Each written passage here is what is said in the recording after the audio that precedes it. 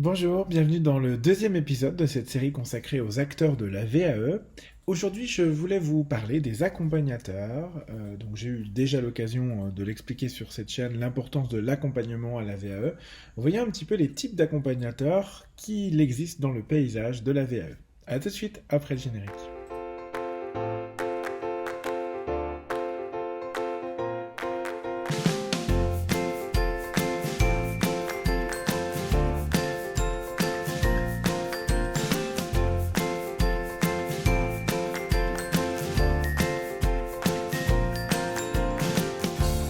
Bonjour à tous, donc je m'appelle Julien Accard, je suis ingénieur de la formation et des compétences et j'accompagne à la VAE depuis 2015 maintenant sur tout type de diplôme et sur tout niveau.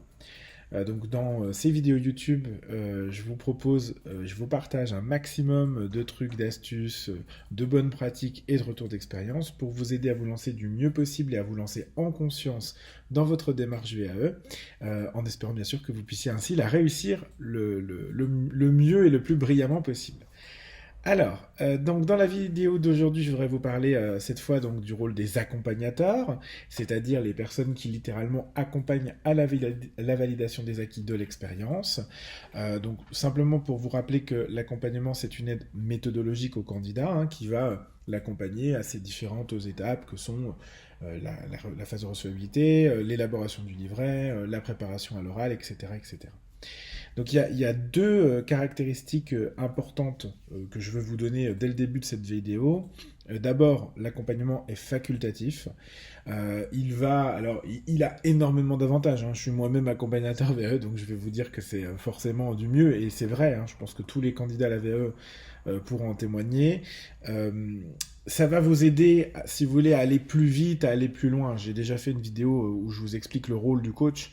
Donc ça, c'est clair que ça peut vraiment optimiser vos chances déjà d'aller au bout de la démarche, c'est-à-dire d'éviter le risque d'abandon, et puis au-delà de ça, de réussir au bout, c'est-à-dire d'obtenir le diplôme. Donc ça, c'est vrai que ça va vous aider, mais le fait d'avoir un accompagnateur VAE n'implique pas forcément une réussite, et puis le fait de ne pas en avoir n'implique pas forcément non plus un échec. Donc ça, c'est vraiment, il faut être très clair, comme dans beaucoup de professions, l'accompagnateur VAE il a une obligation de moyens, c'est-à-dire il doit mettre en œuvre les moyens de vous aider, il n'y a pas une obligation de résultat, et d'ailleurs, qui pourrait bien dire comment se passe un jury. C'est toujours compliqué. Ça reste une aventure humaine et une interaction entre les gens. Donc, voilà. D'expérience, vraiment, je peux malgré tout témoigner de l'intérêt de l'accompagnement. Déjà parce que ça m'arrive beaucoup d'accompagner des gens qui ont tenté une VE par eux-mêmes sans accompagnement, et puis qui, devant la difficulté, soit ils ont abandonné, ils veulent reprendre, soit ils n'y arrivent pas, ils veulent un peu d'aide, etc. Donc ça, c'est vraiment très courant, très très très courant. Et puis je crois que les meilleurs témoins que vous puissiez avoir, c'est les gens qui se sont fait accompagner, et l'intérêt que ça a, moi-même, pour ma propre VE, je me suis fait accompagner. Donc je pense que c'était important. Deuxième caractéristique importante de l'accompagnement à la VAE, il est payant. Oui, alors c'est un service qui est important, qui est impactant et qui, par définition, génère du temps et donc des coûts. Comme tout travail, il mérite salaire. Mais c'est important de l'avoir en tête parce que c'est un budget. Alors on verra la semaine prochaine dans le troisième épisode les acteurs du financement de la partie VAE. Donc vous avez certainement des solutions qui existent, mais sachez que c'est malgré tout une prestation payante. Donc parfois on a par besoin même, on n'a pas la nécessité, on ne peut pas s'offrir un accompagnement à la VE, et à ce moment-là, il faut se débrouiller par soi-même, donc ça reste un coût. Maintenant, sur vraiment les types d'accompagnateurs, ça me semble important quand même de revenir dessus. Vous avez, c'est vraiment un panorama multiple, très diversifié de types d'accompagnement à la VAE. J'ai essayé de les répartir. Alors c'est vraiment mon approche, et je rappelle une fois encore que dans ces vidéos, c'est vraiment mon opinion, mon avis, mon retour d'expérience à moi en tant que candidat, ancien candidat à la VAE et en tant qu'accompagnateur VAE depuis 2015, mais ça reste ma perception du paysage, si vous voulez, de la VAE en France, sachant que, comme dans tout, je vous invite à vous faire votre propre opinion en confrontant éventuellement d'autres avis, d'autres opinions que la mienne. Donc selon moi, il y a deux types, si vous voulez, il y a vraiment deux types de structures qui émergent.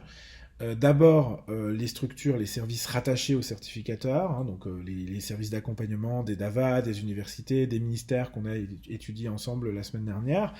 On va les retrouver donc dans ce qu'on appelle des cellules VAE, des services de formation continue, voilà, donc des services d'accompagnement internalisés, internes, si je puis dire, on va dire ça comme ça.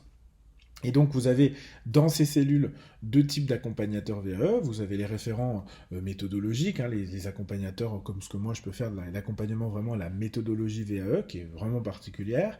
Et puis vous avez des référents pédagogiques, qui sont eux des enseignants de la certification du diplôme que vous visez, et qui eux vont plutôt avoir une approche du coup sur le contenu, c'est-à-dire le fond de ce que vous dites. Voilà. À titre personnel, moi je suis mal à l'aise avec cet accompagnement, je ne le cache pas.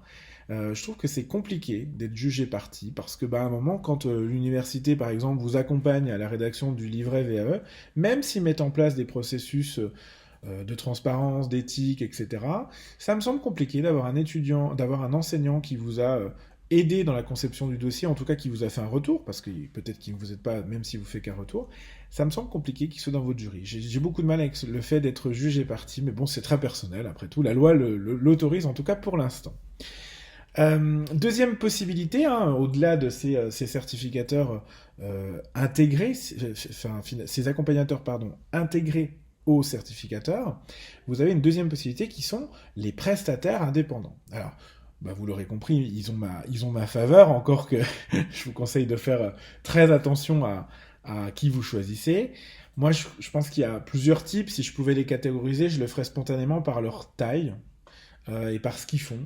Alors déjà par ce qu'ils font peut-être, vous avez des gens qui sont des entités, qui sont des organisations, des entreprises, des associations qui sont spécialisées dans l'accompagnement à la VAE, et puis vous avez d'autres structures qui, elles, ont adossé finalement l'activité VAE à des activités plus traditionnelles, de formation, de bilan de compétences, de CFA, que sais-je.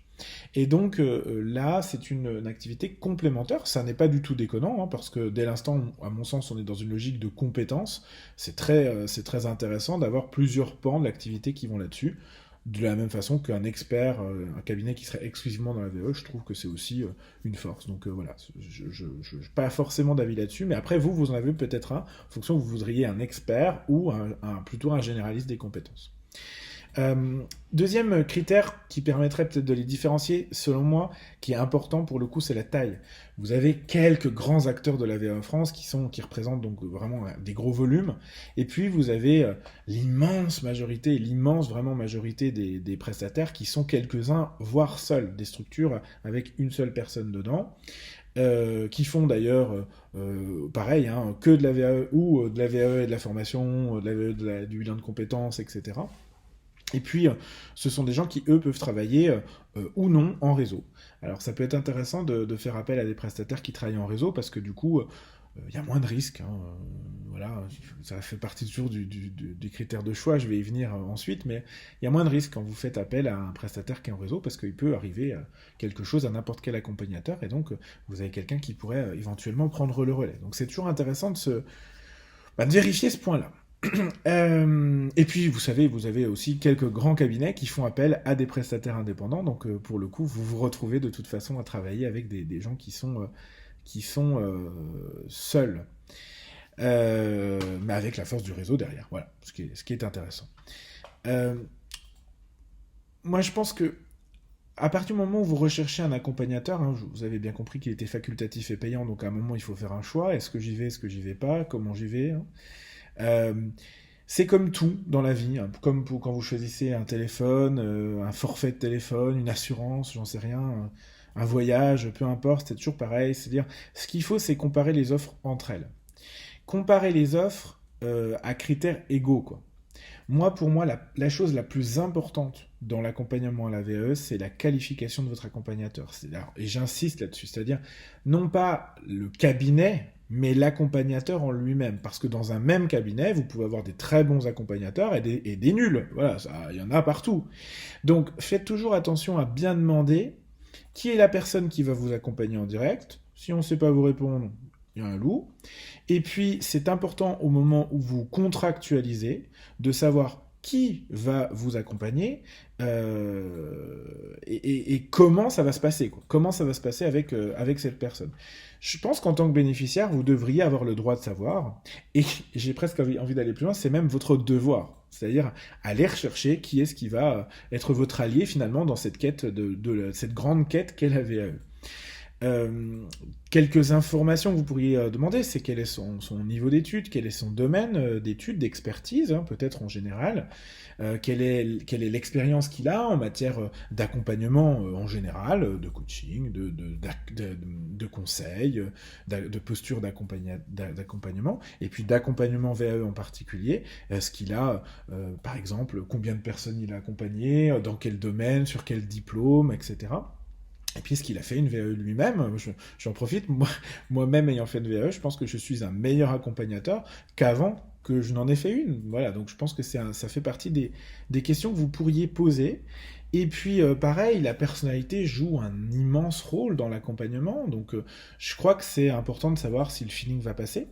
Parce que vous avez un petit moment à passer ensemble, que ce soit sur des VAE courtes express où certes ça dure pas longtemps, mais vous voyez souvent votre coach, même à distance, soit dans des VAE de durée plus classique de quelques mois à un an, bah là effectivement vous allez voir la tronche de votre accompagnateur régulièrement, quoi. Donc c'est quand même toujours utile un petit peu de savoir à qui vous allez avoir affaire, et puis si le feeling passe, voilà, tout simplement.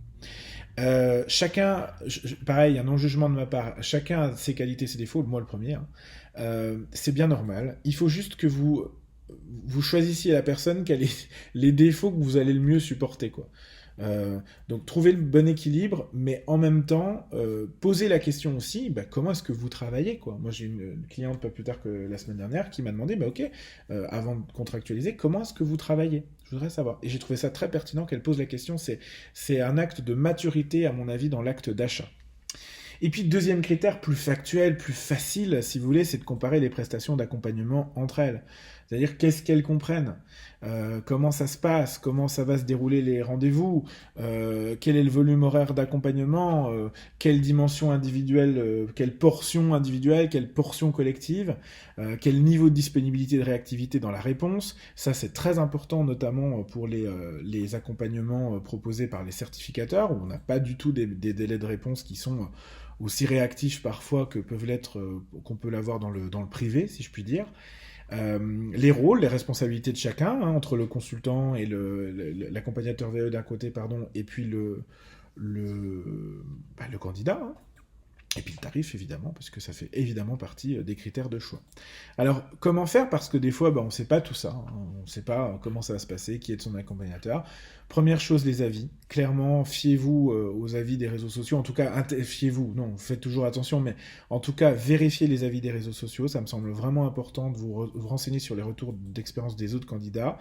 Demandez aussi, parfois, je sais que moi je l'ai déjà eu fait, d'orienter vers des références, hein, de gens que vous avez pu accompagner par le passé, parce que ça peut être intéressant d'avoir les feedbacks des candidats pour savoir comment ça se passe l'accompagnement, et au-delà, ça vous permet aussi d'avoir un petit feedback de quelqu'un qui a déjà fait une VAE sur la démarche VAE en elle-même, donc c'est toujours intéressant. Deuxième technique que j'aurais tendance à utiliser, c'est demander. Vous allez déjà avoir une réponse, hein. Si vous demandez au cabinet que vous consultez pour votre démarche, bah tiens, comment ça se passe, qui va être mon accompagnateur, tout ça, vous allez tout de suite voir en fonction de comment il vous répond, comment ça va se passer. Et puis troisième chose, moi je suis absolument convaincu, je recommande vraiment de le faire, c'est l'expérimentation. C'est la meilleure chose à faire pour moi, c'est de se tester. Nous, je sais qu'au cabinet, on propose un premier rendez-vous gratuit. Nous ne sommes pas les seuls à le faire, et je trouve que c'est très bien que nous soyons plusieurs à le faire. Mais l'avantage d'un rendez-vous gratuit d'exploration, c'est que ça va vous permettre de faire le point sur votre démarche et déjà de voir un consultant. Alors, encore faut-il que le consultant que vous allez voir soit le même qui vous accompagne ensuite, vérifiez-le, mais du coup, ça vous permet de vous tester. Ça vous permet de voir un petit peu quel est le niveau de l'accompagnateur que vous avez en face, et puis si le feeling passe, c'est ce que je vous disais finalement. Est-ce qu'il vous envoie les supports qu'il vous a dit, dans les délais qu'il a dit, voilà, comment se passe la communication, je pense que c'est important. Voilà ce que je voulais vous dire aujourd'hui sur les accompagnateurs. Parmi la grande diversité, la grande richesse des accompagnateurs à la VAE, j'espère que cela vous aidera à faire votre choix en conscience pour rentrer dans la démarche VAE. Et j'espère, comme toujours, que vous avez aimé cette vidéo, qu'elle vous est utile, bénéfique. Et si c'est le cas, n'hésitez pas à mettre j'aime, à la partager, à suivre la page. Et je vous donne rendez-vous comme toujours sur notre site internet jacef.com pour en savoir plus sur notre offre de formation, d'accompagnement à la VE, bien sûr. N'hésitez pas à vous abonner à notre newsletter pour recevoir évidemment du contenu, toujours plus de contenu, n'est-ce pas? Voilà. De mon côté, je vous souhaite une excellente fin de semaine, un excellent week-end, et je vous dis à vendredi prochain pour la nouvelle vidéo qui portera, comme vous l'aurez compris, sur les financeurs de la démarche VAE. À très vite, au revoir.